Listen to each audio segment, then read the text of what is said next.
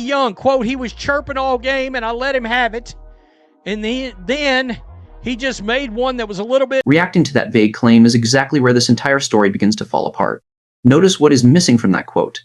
The specifics. Welcome back to Basley, and we are examining an incident that perfectly captures the chaos currently unfolding in the WNBA. When a professional player points toward the sidelines and claims a fan went too far, the immediate public reaction is usually to condemn the fan without asking questions. We have seen it in the NBA, and we have seen it throughout sports, but this time the narrative collapsed almost instantly. The script was flipped, not by the media, but by the undeniable facts on the ground. Jackie Young made an accusation that carried serious weight, expecting the usual protocol. Security rushes in. The bad guy is escorted out in front of a cheering crowd, and the player becomes the hero of the broadcast. But that is not what happened in Vegas.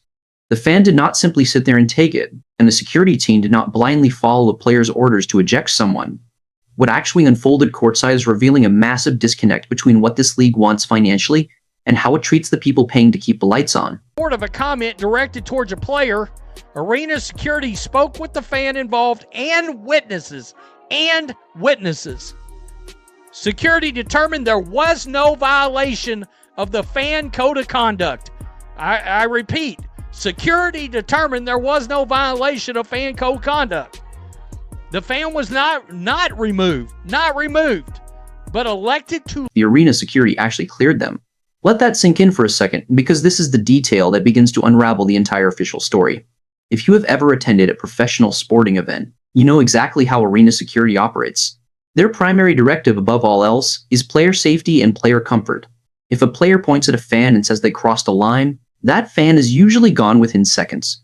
The thorough investigation happens later, out in the concourse, away from the cameras. But Hughes security spoke to the fan, and crucially, they spoke to the witnesses sitting around them. And their conclusion was that absolutely nothing violative had happened.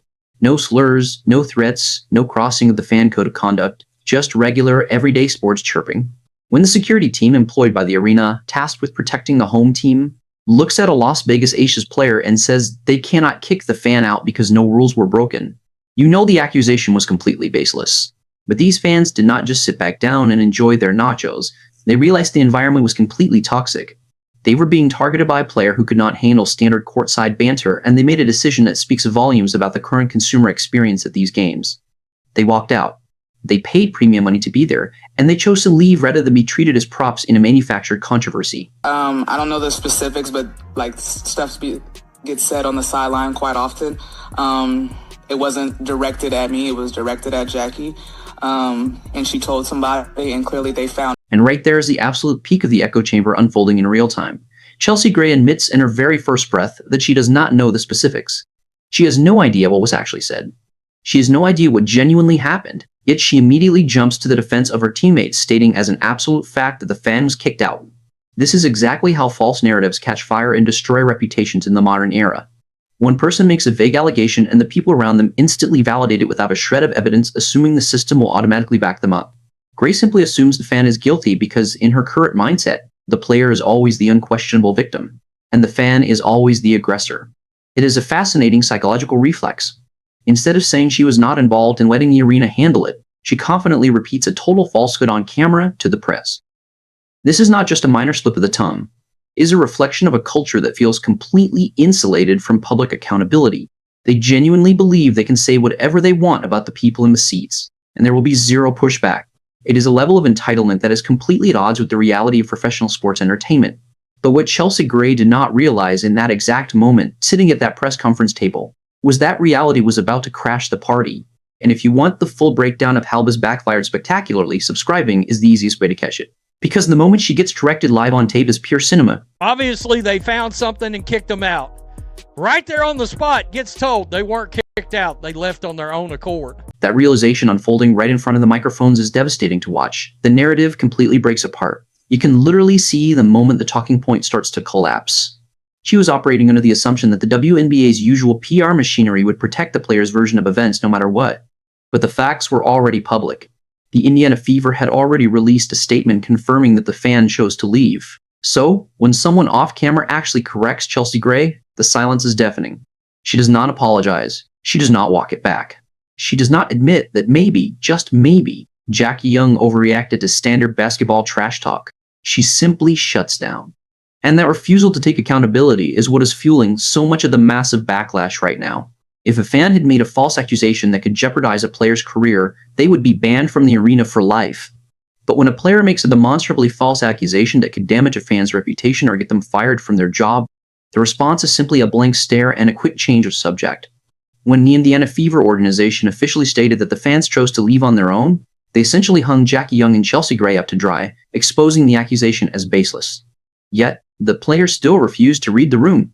In any other billion-dollar corporation, a false public accusation against a customer would result in immediate disciplinary action or at least a mandated PR apology. Here it is simply swept under the rug as if the fans are completely disposable. They are. These two fans literally said, fuck it, we're leaving. They said to hell with it. To hell with this game. Let us talk about the economic reality of what just happened. If you were sitting courtside at an Aces vs. Fever game this year, you did not simply stumble in with a $20 bill. You were paying a massive premium. The Caitlin Clark effect has driven ticket prices into the stratosphere, rivaling high-end NBA playoff games. These fans paid a significant amount of their hard-earned money to watch professional basketball at the absolute highest level. They expect an atmosphere of intense competition. They expect to be able to cheer, to boo, and to talk a little trash, the exact same things that happen at literally every other sporting event on the planet. But instead of enjoying the product they paid top dollars for, they got dragged into a high school drama scenario by a player who could not tune out the noise. And their response is incredibly telling. They did not beg to stay. They did not apologize for doing nothing wrong. They looked at the situation, realized they were being treated with absolute contempt by the talent on the floor, and they walked out. They took their money, their time, and their attention, and they left the building. This is a massive warning sign for the league's executives. You cannot build a sustainable billion-dollar sports empire if your players actively antagonize the people sitting in the most expensive seats in the arena. It defies every fundamental rule of business and entertainment. The WNBA doesn't understand. And these other players on these other teams, maybe the Fever team too, you're getting one shot to win fans over for a league that's never turned a profit. You're getting one shot. And you're blowing it all the time. All the time. This is the core issue that the traditional WNBA media aggressively refuses to address honestly. For more than 2 decades, this league has been heavily subsidized, operating in a financial deficit, while desperately hoping for a mainstream breakthrough. They spent years begging for attention, begging for primetime television slots, begging for corporate sponsors, and begging for fans to buy tickets and treat them like a major professional sports league. Well, the moment has finally arrived. The spotlight is here. The ratings are breaking records. The arenas are packed. The money is flowing in. And how are they responding to this unprecedented windfall? By constantly complaining, attacking the new fan base, and manufacturing completely unnecessary controversies that distract from the actual basketball being played on the court, it is a masterclass in self-sabotage. You are getting your one golden opportunity to capture the casual sports fan, the fan who watches the NFL, the NBA, the NHL, and you are actively telling them they are not welcome unless they conform to a highly specific, sanitized set of behavioral rules that do not exist anywhere else in sports. Think about the historical context here. We are talking about a league that has survived for nearly 30 years, largely because the NBA essentially bankrolled its existence as a massive write-off and a goodwill initiative.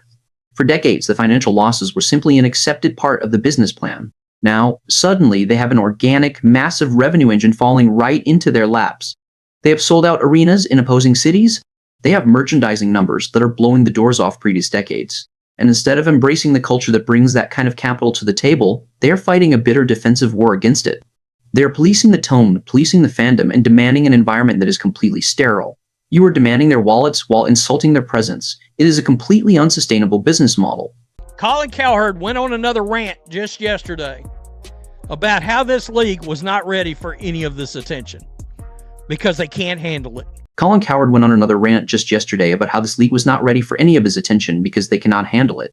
Colin Cowherd nailed this dynamic perfectly, cutting right through the noise. The league simply was not mature enough to handle a massive influx of mainstream attention. When you operate in a niche for a quarter of a century, you develop a very specific insular culture. The media covering the league acts more like PR agents than objective journalists. The players are used to being universally praised by a small, highly dedicated group of supporters. But when you step onto the main stage, the rules change entirely. Mainstream sports fans are ruthless. They scrutinize everything. They demand excellence. They boo poor performance, they talk trash. And importantly, mainstream sports media will actually analyze your flaws and criticize your behavior.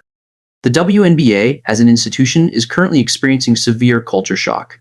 They want the massive television contracts and the private charter flights that come with being a top-tier league, but they still desperately want the protective bubble and the absolute deference of a niche startup. You cannot have both. If you want to be treated like the NBA, you have to develop the thick skin of the NBA.